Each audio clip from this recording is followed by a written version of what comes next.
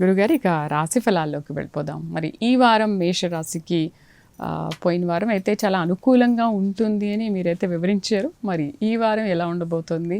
దైవారాధన ఏమైనా చేయాలా?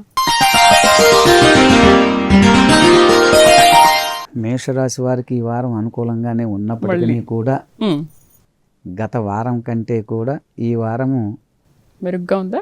లేదు, కొంచెం మెరుగ్గా లేదు. కోపము, టెంపరు, చీకు, చిరాకు, సంబంధం లేని విషయాల్లో పక్కవారిని అన్నా కూడా నన్నే అన్నారనేటటువంటి భావనతో, తపనతో మొండిగా ప్రవర్తించడం, కోపం పెరుగుతుంది. కోపం వల్ల అన్ని రకాలుగా నష్టపోయేటటువంటి అవకాశం ఉన్నది. కోపాన్ని తగ్గించుకోవటం మంచిది. మౌనంగా ఉండటం అనేటటువంటిది ఈ వారం మంచిది. ఈ రాశి వాళ్లకు ఉన్నట్లయితే సత్ఫలితాలని పొందవచ్చు.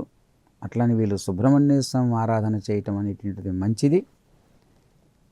వృత్తి ఉద్యోగాల్లోగా మాత్రం మంచి ఫలితాలు పొందుతారు, అనుకున్నది సాధిస్తారు. మేషరాశి వారికి మిగిలిన విషయాలన్నింటిలో కూడా అనుకూలంగానే ఉన్నది. తాత్కాలికంగా మాత్రమే కలహాలు, చింతన ఉంటుంది. కొంచెం కోపం తగ్గించుకోవటం మంచిది. చిన్న చిన్న స్వల్ప అనారోగ్య సమస్యలు, గాయాలు అవ్వటం కానీ, పుండ్లు అటువంటివి మాత్రం గాయాలయ్యే చిన్న చిన్నవి అవి అవకాశాలు ఉన్నాయి. జాగ్రత్తలు. చర్మ వ్యాధులకు సంబంధించి ఇబ్బందులు కొంచెం వచ్చే సూచనలు ఉన్నాయి, రాకపోవచ్చు కూడా. జాగ్రత్తలు అవసరం. శుభ్రత పాటించటం మంచిది. శారీరక శుభ్రతని ఎప్పటికప్పుడు ఏర్పరచుకోవటం మంచిది.